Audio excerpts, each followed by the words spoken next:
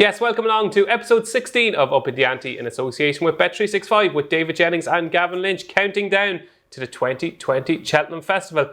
Gavin, episode 16, can you believe it? It's hard to believe. I'm glad there's not too many left. I'm running out of shirts. Yeah, I'm running out of shirts as well. I think this is the fourth time I've worn this rig out. It looks good. Yeah, we need to go on a shopping spree. So, how was your punting week? Quiet week, actually. A lot of meetings called off. So Monday to Friday I finished exactly quits because I had no bet. So I was granted a few days of no betting for a change. Saturday won a few quid and gave half a back yesterday, so not too bad. Okay, starting the week in a good frame of mind. Not too bad, yeah. Fresh.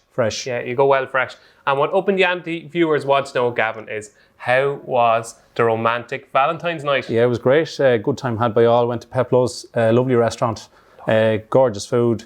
The wine was flowing, and I remember at one stage she lifted up her glass and she said, "I love you." And I thought, isn't that great after 17 years? Especially married to you.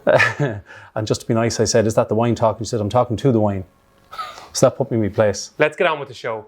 Now, you all know the drill by now. We're going to kick off with our questions from the crowd. And our first question this week comes from Thomas Banks on Facebook. And Gavin, he wants to know who Derek O'Connor and Jamie Codd are going to ride in the amateur races at the Cheltenham Festival. A very good question. Best question we've had so far, I'd say, this series. Very good, because it's really relevant for the three races in question: the National Hunt Chase, the Kimure and the Fox Hunters.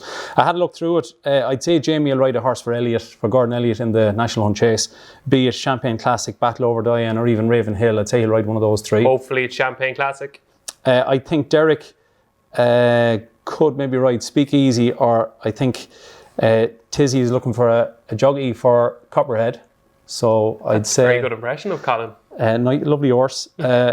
So he might ride him maybe. Everybody be after Derek. In the Kimure, I'd say Jamie will ride Glenlow, the favourite, because it's trained by Gordon. He's won the race before for the connections with Cause of Causes. Derek, maybe same owner, no comment, Fitzhenry, or maybe early doors, but that's tricky to... I'd say maybe no comment. Okay. And then in the Fox Hunters, Derek, who went over to England to ride Manila Rocco recently, he'll ride him. Guaranteed. That's the nailed on one. Yeah, that is, yeah. And Jamie, David Maxwell is two in a Shantou Flyer and Bob and Co. He could ride one of those, or maybe even Staker Wallace or Stand Up and Fight. If you got Jamie and Bob and Co., yeah, that could be a match made in heaven. So it's still a bit open, but that's just a rough guide. And how important are Jamie and Derek for these races? Sure, they're massive. They're worth £5, £6, £7, aren't they? The record is fantastic. So whatever they ride will end up reasonably short. Would you almost wait until you see the jockey bookings before having a bet on these races? I've backed a few in them already, so okay. I usually don't wait. I'm impatient. You're impatient. Okay, yeah. So hopefully, Thomas, that answered your question. The next question comes from Kevin O'Connell on Twitter. And he wants to know, another very good question. The questions are very good this week, Gavin. He wants to know, what is the best ride you've ever seen at the Cheltenham Festival? And this is betting without Wichita Lyman and Tony McCoy. We're not allowed to include the best ride of all time. We all agree. Yeah, okay. I only seen it last week on TV and it was amazing, yeah. For the first time? No, but in a good while. Okay, I hope not. I watch it every day nearly. I was probably there, I don't know. Okay, so I have one, which I think is a standout. But you have five. I have. And after the five, I'll ask you for your favourite. Agree. In five, as Jim Bowen used to say on Bully. In five. Barry Geraghty, I thought last year on Sire de Burley was amazing. Off the bridle the whole way. Immense. John Joe Neal and Don Run, as somebody mentioned here in the Racing Post Office, I don't know whether he'd be allowed that ride nowadays with the whip use. But anyway, it was a great ride. Threw her into the second last. Paul Carby and Archibald, I thought was an amazing ride. I thought it was an artist at work. I know the horse got chinned. Controversial. He even went to Punchtown afterwards. And I think Noel Meade told him to take it up a bit earlier, which he did, and the horse got beat again. So, into Final Approach, just getting up to beat McCoy on the line in the county hurdle. Do you remember that? I do. And then Richard Johnson, I thought on Anzum back in '99.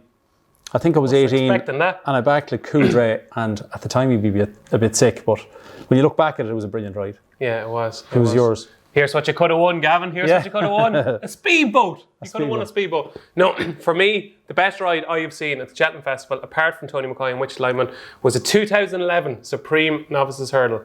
And a jockey called Orr Walsh. Orr Walsh, yeah, I've heard of him. Yeah, Ruby, I think he goes by the name of. He gave Alfarov one of the best rides I have ever seen.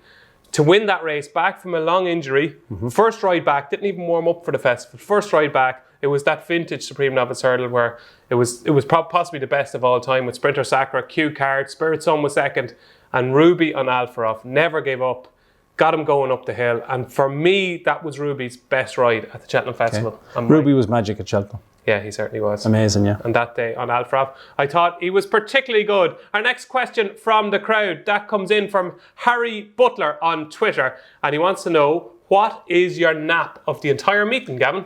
Irrelevant to price, I'd say Paisley Park is definitely the most likely winner. I don't think he's a lot to beat. I can't see Benny Dew going there. If she went there, that's a different matter, but I don't think he'll get beat. Odds against, I'd say Appreciated 7-4. After Ballyadam got beat yesterday in Navan, I think 7-4 Appreciated is fine. And if I'd go for a slightly bigger one, maybe Alboon Photo at 7-2 or 4-1.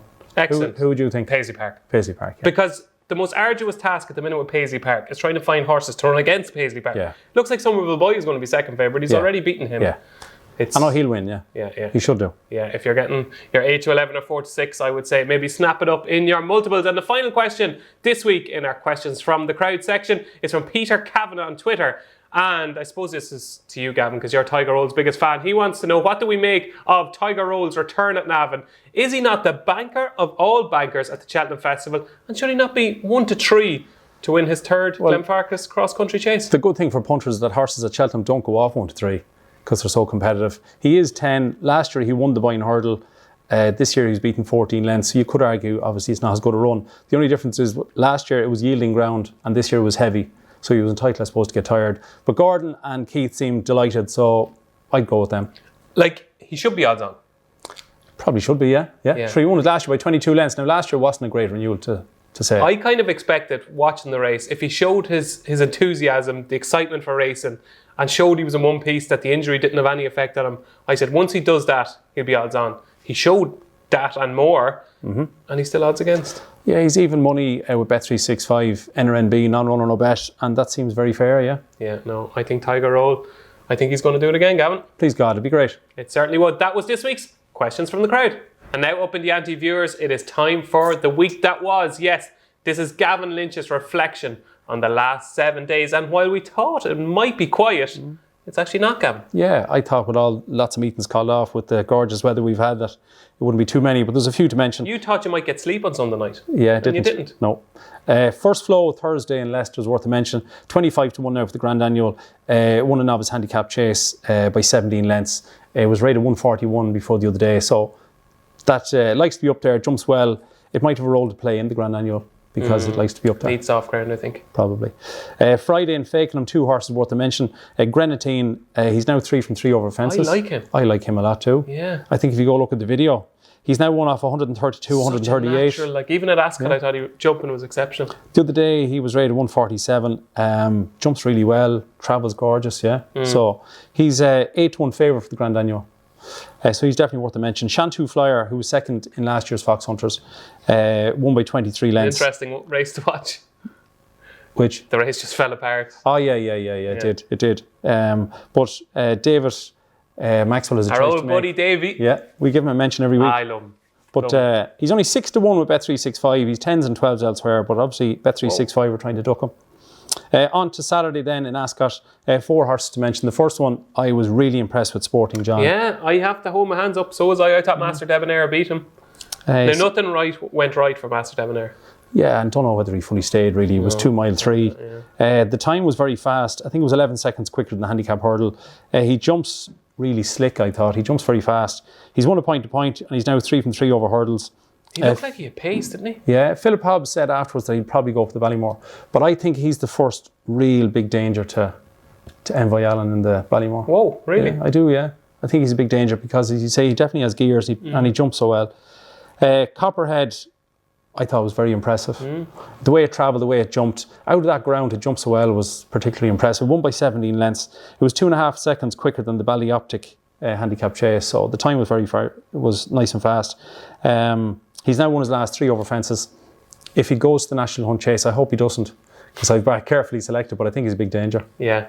No, if he does go in the National Hunt Chase, we'll carefully selected Champagne Classic. It adds a bit of class to the race. Yeah, no, he's a good horse and he stays and jumps and travels. Those 3 horses would all have a big chance in the RSA. They would. I hope he goes to the RSA. Also, Nardano, who's only a 4-year-old, he'd been well beat by All Mankind and also Goshen, and he bolts up the other day by 16 lengths. Frightened the life out of me now.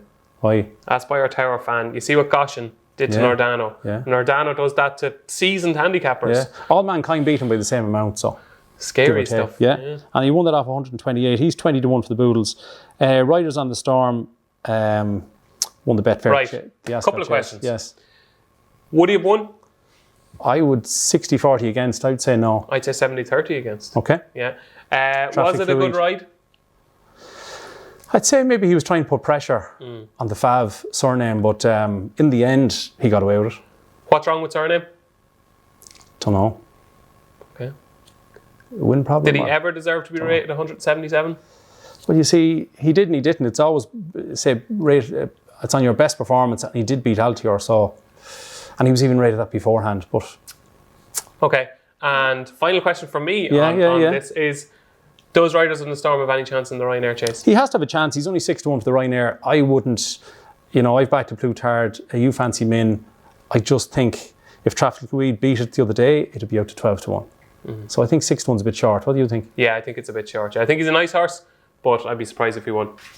Then we're on to Saturday in Gorham Park. 2 to mention here. Celia's Emery. What did you make of him? Yeah, it didn't jump particularly well at the race. No. The drift on Durasso was the big talking point. I had a massive drift. Yeah. I suppose Durasso was a bit disappointing in Haydock, but Celia's Emery, he was high at the second and the third. He dived at the fourth. He jumped to his left at the third last. He's got a massive engine. If he got his jumping together, he'd be a player, but I'd be reluctant to back him, I think, would you? Yeah, it's trying to take advantage of that weak year. Yeah. But I don't know if he's just quite good enough. Well, it's a good decision because he wouldn't have won the best champion chase we possibly have ever seen. Yeah. And it's one of the worst champion hurdles we've ever seen. So it's a good idea. Absolutely. Chris's Dream then beat Shattered Love by 2 1/4 lengths, giving her £12. He's 16 to 1 for the Ryanair, 20s for the Gold Cup. They say he goes well fresh. Well, the Gold Cup from Saturday is only 27 days away, so I can't see that working out. In Haydock, a few to mention, Emma Tom won the Rendlesham hurdle by 8 lengths. Desperate jumper, big engine though. Yeah, great engine. Probably needs, the ground was heavy in Haydock on Saturday. He was well behind Somerville Boy before, so. He looked a different horse on Saturday though. Yeah, he's 12 to 1 for the Stayers. Yeah. I think he's talented, that horse. Yeah, he is. Yeah. He was second to Champ last year in Aintree, so. And that's unbelievable for him. That'll keep you happy. Yeah. Sir Psycho, who could be named after either of us, he's now 3 from 4 over hurdles. He's 10 to 1 for the Boodles. He was rated 134 before Saturday, so we'll see what he gets. Welsh Saint won a Pertemps qualifier by a length and a quarter. They went very, very slow in that race. The first and second finished 13 lengths clear of the rest. He's a novice. He was in off the other day, 134, so they needed to win to make sure he could in, etc. He's 12 to 1 for the Pertemps. Because he's a novice, he's only ran, I think, 5 times. He's open to a lot of improvement. Excellent. And Ramsey's Detai did his usual stuff. Well, he's only 2 from 2 over hurdles, but out the front, and he just stays forever. If they get rain on the Friday at Cheltenham and it turns into a kind of a Bobsworth style Gold Cup day, I couldn't have him. Yeah, but he'll love it. Yeah, he'll love it, and he stays forever, and he has a good profile for the Bartlett because he's lots of experience. But I just think it's a good Bartlett. Between Thyme Hill, Lord Royal and latest exhibition, I think he's too slow. You forgot Fury Road there in that little thing? Fury Road, he's in there as well, he was well beat the last day. And then last one to mention from Haydock is Alcala. He won the Hunter's Chase. He used to be rated 148 over fences. He's a lovely grey, actually. So he is indeed. He's 14 to 1, I think, for the Fox Hunters. And then on to Navan on Sunday. A few to mention from the same race. Tiger Roll, Kraken Smart and Penn Hill. Well, what do you think? I thought Tiger Roll, good. Not amazing, but very good. Great to see him back. Marks out of 10?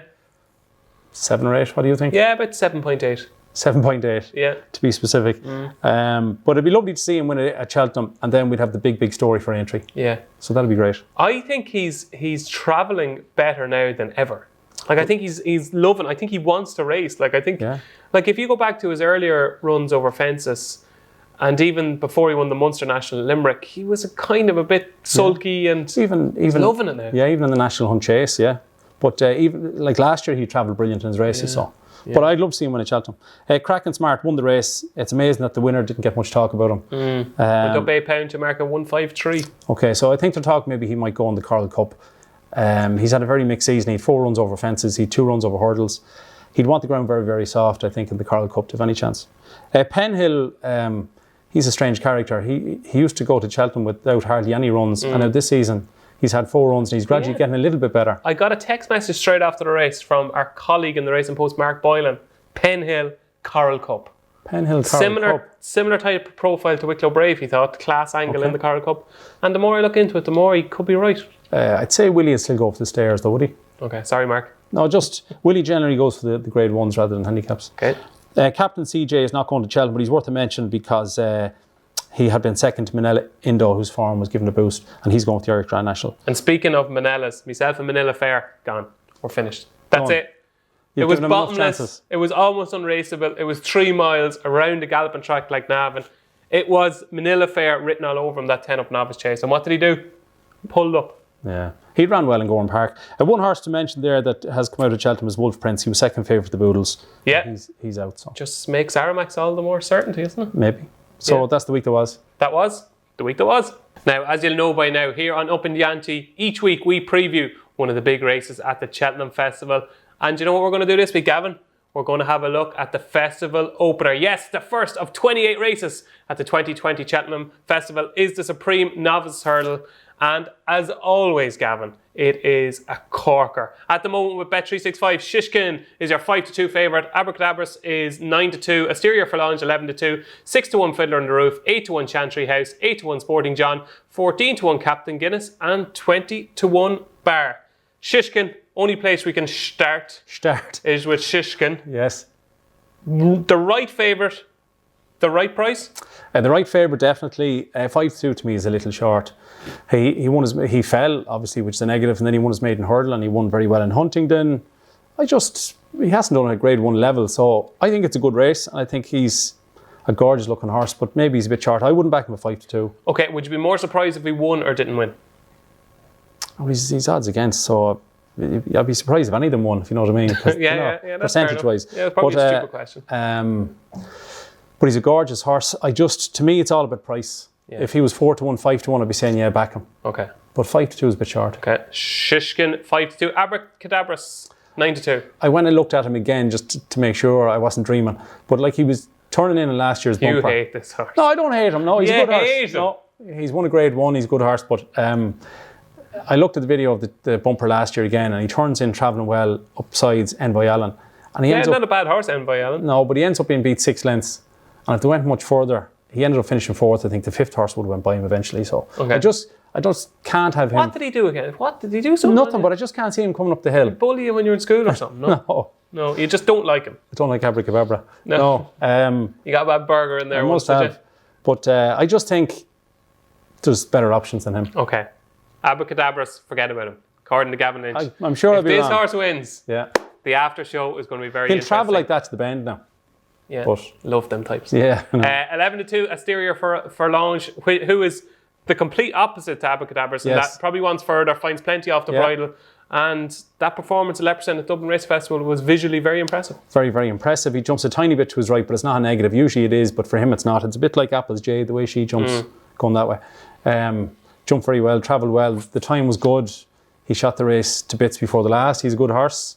As you say, he probably wants further, but if you look at it, Vautour and Champagne Fever, 6 and 7 years ago, they did the same thing. They made it all. They wanted further. So he'd have to have a good chance, yeah. You think 11-2, listening to you, might be a tiny bit of value? Yeah, well, at least you can back it at an each way price. Okay. So that makes it more appealing, maybe. Okay. What do you think of him? If I do like him, but if Shishkin and Asteria Forlange were the same price, just say they're both 4-1, wouldn't even be a contest in my head, I'd be backing Shishkin. Yeah, I'd say you're right, yeah. It's more gears. Yeah.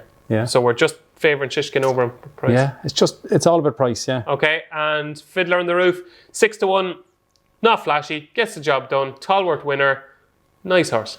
Yeah, nice horse. Again, he's a bit like Asteria Forlange, definitely wants further.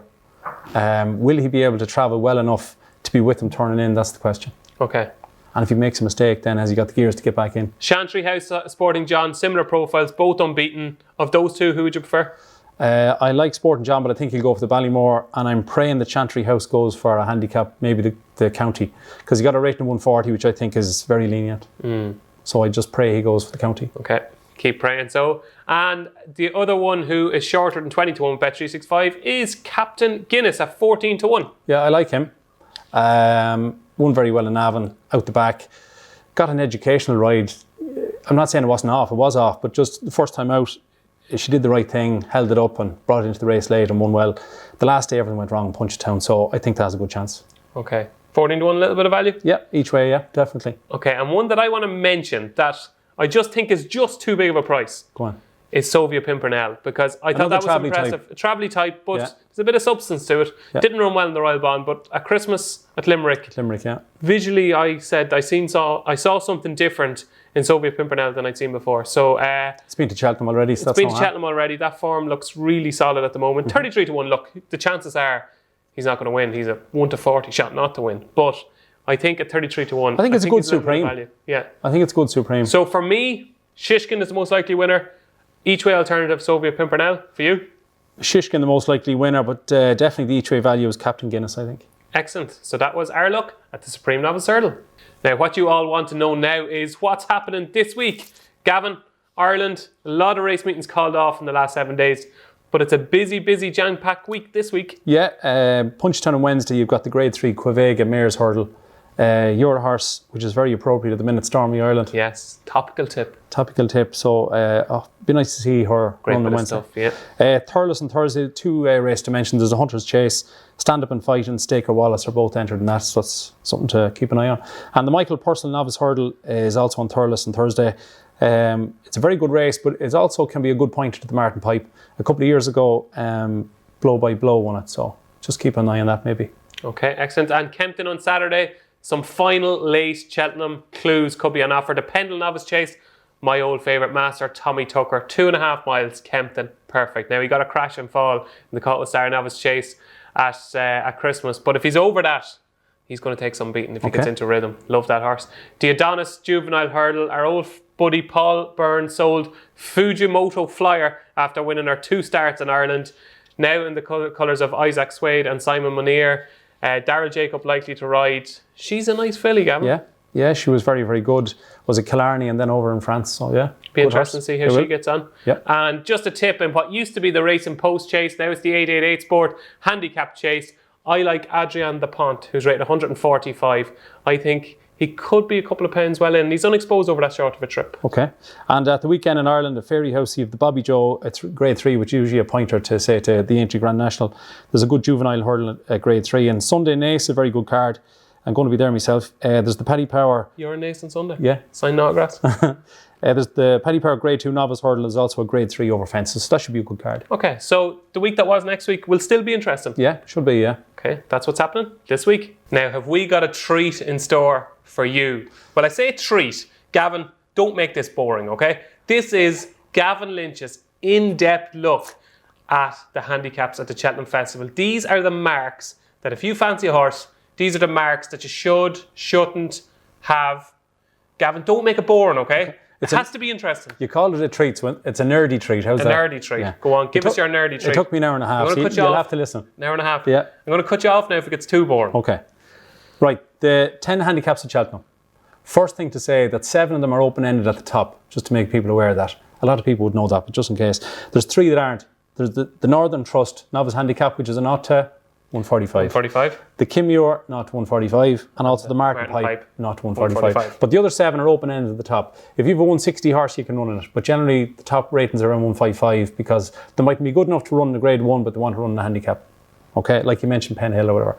So, the first one to mention is the Ultima. The last few years has been a pattern. It keeps going up to £3, 131, 134, 137, 140. Just to get into the race? To get into the race. Okay. So you need to be 140 last year to get into the race. Okay. So if your horse is number 87 on the ballot or he's number 32, you just need to be above 140. Because the entries for the handicaps come out this week. Yeah. So you need to know what rating your horse has and what chance it's likely to have of getting into the race. So if it has 140 or above, I think it'll run. Okay. The next one, the Northern Trust, it was a 0 to 140. The last 2 years been a 0 to 145. This isn't even a handicap. This is the most condensed handicap you're ever likely to have. So last 2 years ago, the first time 145 was 137 was bottom weight.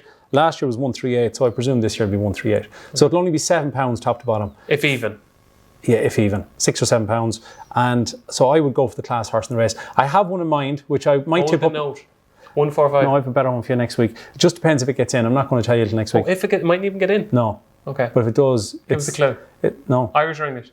No, not telling you. Irish or English? No. Gavin, come on. This is boring. No, I'll tell you next week. It's 20 to 1 at the minute. Okay. The Brown Advisory is open at the top end, so you need roughly 137 to get into that one. Okay. The Kim Muir is an odd 145. By my reckoning, if you're 134 or more, you'll get in. Yeah. Okay. You're in. And then green and gold colours, potentially well handicapped. Ridden by Jamie Codd. Oh, yes. Grand Annual, open at the top end. You need 139, I think, to get into that. So the Ultima, I'm saying 140. Northern Trust, 138. Brown Advisory, 137. Kim Muir, 134. And Grand Annual, 139. So somewhere between 135 and 140 for the handicap chases. Beautiful. To synopsise a little bit. You're doing very well. The handicap hurdles, the Coral Cup, open at the top end. If, like last year, 133 got in, the previous year, 135, 136, you need to be mid to high 130s to get into that. 139 needed 1 year. The Boodles is very constant, actually. You need 129 to get into that, which is the lowest of any of the handicaps. So if you have 129 or more, you'll probably get in. Aramax is fine, yep. Yep. The Pertemps, which is open at the top end, the last few years, 134, 135, 137, so I'd say 137. Okay. The County, again, another one that's open. The last few years, last year was a bit of a blip, 127, but 133, 134, I would say 135 you'd need for that. Okay. And the last one to mention is the Martin Pipe. It's an odd 145, but gets a huge entry because it's full of novices who aren't good enough to maybe run the Ballymore against NVLN. So I would say 136 for the Martin Pipe. Do you know why I'm laughing? Why? Because I want to show up in the Ante viewers your notes, okay? I just want to know why do you go green to orange? Orange. It's just every second one, just so I can remember. Second one. Yeah. There's nothing else to it. No, just to try and remember. You like your highlighters? I do. Yeah. So that's the handicaps, but just to keep it in mind with the ratings out this week, on average, apart from say the Boodles 129, the rest are kind of between 134 and 140. Do you know what, Gavin? That's why Upping The Ante viewers love you. Yeah. Because you're our resident nerd. And that was our luck, well, Gavin's luck, at the Festival Handicaps. So, Gavin, we're going to have a quick look now at our Ante-Post picks so far, and we picked out our top 5. Just to show off. It's a real confidence-boosting mission, okay? Our 5 best tips so far, according to the market. And we start off with your banker, NVLN. You tipped up to win 11-4. Lord Holy God. At Plutar to win the Ryanair Chase 16-1. Glorious. Appreciated 14-1 to win the Champion Bumper. God, you're good. You are good. I like the way you're thinking 25 to win any race at Cheltenham Festival. This is stealing stuff. This is. And then Time Held 14-1 to win the Alba Parklet. Those are your best 5. You must be thrilled. Yeah, not too bad. If appreciated or I like the way you're thinking one, I'd be happy enough. So do you know next year, hopefully, fingers crossed, Bet365 want to go for the show again. You get the call from the Racing Post. Gavin, we need you for Upping The Ante this year. You know what you do? You up your fee, and you know why you up your fee? Because you showed them that list. It could be a foreign ringtone if them two win. Yeah, it could be. We might never see you again. No. So they are your quality quintet, we'll call them, okay? And my top 5 at the moment, Itchy Feet, 20-1 to win the March Chase. Happy with that. Yep. Aspire Tower, 20-1 to win the Triumph Hurdle. Aramax, 14-1 to win the Fred Winter. I put him in here because he's going to win. So you can see that it's 14-1, and that was an early selection and a confident one. Aramax to win the Boodles. The Storyteller, 16-1 to win the Pretense Final. Good chance, the favourite. And Champagne Classic, my very first tip to win the National Hunt Chase, or the 3 Mile Sixer, as we have rechristened it. 10-1, and now obviously one of the leading fancies. So, yeah, good, very good. Yeah, very good. You must be happy. I'm very happy, Gavin. We won't mention the ones that aren't going to make it, so just don't talk about them. No, we're just forgetting about the ones that aren't going to make it. So that's a quick look at our Ante-Post picks so far. Yes, Upping The Ante viewers, the time has come for our latest instalment of Ante-Post picks for the 2020 Cheltenham Festival. Now, Gavin, Lynch, you promised viewers 2 this week because I was one ahead of you. How many have you got for me? 1. Now, Gavin, I wanted you to have 2. No, I've 1. Next week I'll have 2, hopefully, with the entries out for the handicaps. Hopefully we'll have the Irish ratings in time for next week's episode, so I'll have 2 next week. You've only got 1? Yep. So you're making but it's a good one. You're making your own rules now. Yep. You're the diva now. You're only doing 1. 1 is enough. Okay, tell us what one it is. The one I'm going for is Captain Guinness in the Supreme Novices Hurdle. Wow. Now, can I put it in as an each-way selection?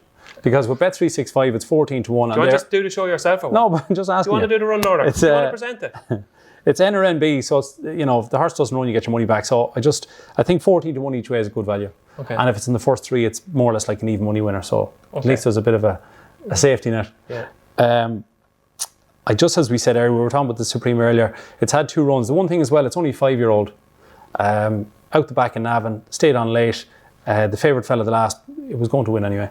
And punched down the last day. They went very slow early, and it was a little bit keen on the outside. But what took it to the front at halfway, even before halfway, was that it just jumps brilliantly. It went down the hill, it went 5 lengths clear, a mile out. It got done in the end by the favourite on the day. But I think if Rachel can settle the horse in mid-division, sit 6th or 7th, Asterion for Lange be up the front. They'll go lickety-split. I could see it jumping really well. I could see it travelling.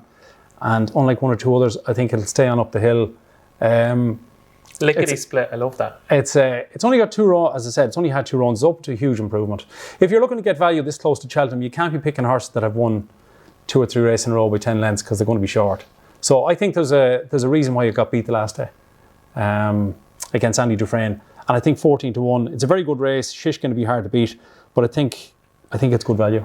Okay, dokes. So Gavin Lynch, latest selection for the 2020 Cheltenham Festival is Captain Guinness at 14-1 with Bet365. My turn now, is it? Yep. Definitely haven't got a second one. No. Next week, you promise me you'll have I will. two. I will. Promise. Promise, yeah. Okay, 2 selections from Gavin in next week's show. And my selection this week, you mightn't believe that I don't have him on my team already, but I've got to get him in there. I've got to get him. It's Clanda's Oboe for the Cheltenham Gold Cup. Now, Gavin, I know you don't fancy this horse at all. I know, okay? But that's what we differ. Opposites attract to viewers, okay? Yeah. I just think with Clanda's Oboe, 7-1 is very, very fair with Bet365. Yes, he's never won at Cheltenham. Yes, he's not from 5 at Cheltenham. I feel like I've said this a million times. Okay. But I think we need to give this horse the benefit of the doubt. Last year's Gold Cup, go back and watch it. Please go back and watch it. I thought he went after Native River might bite too early, brought the field to those 2 front runners who went very, very fast. Then the third last was omitted. He was on the inside, had to switch to the outside, then come back to the inside. I thought his performance was better than the distance he was beaten. I thought he looked better than ever in the King George at Kempton over Christmas. And the key thing is, there was no Ascot appearance this year in between Cheltenham and that's a valid point, Christmas. Okay, so he's going there really fresh. We know how well he goes fresh. We've seen it in the King George. I think he is the one that's probably underrated a little bit because of that record at Cheltenham. And he's still a very young horse, Gavin. Yeah, He's trained by a master. He is. He's ridden by a master. Yeah. Come on, give me something. Come on. I just thought that maybe the King George fell apart. But if he wins, I'll buy you a new driver. Will you? Yeah. Tailor-made. Fair enough. Well, I just had to get him on the team. Because if he won the Cheltenham Gold Cup and he wasn't on my team, inconsolable I would have been. Okay, so Clanda's Oboe, 7-1 with Bet365 to win the 2020 Cheltenham Gold Cup. And Gavin, that's it. 3 weeks to go. That is week 16. Do you know what we're going to do next week? What's that? We're going to go shopping. Okay. The 2 of us are going to go out and buy new shirts. New shirts, yeah. Yeah, and I'm not going to wear the blazer next week. We're going to wear 2 new shirts next week because we need just a bit of freshening up to get through the last couple of weeks. So that's it for this week's Upping The Ante. I've been David Jennings. He's been Gavin Lynch. Join us next week when there'll only be 2 weeks to go to the Cheltenham Festival.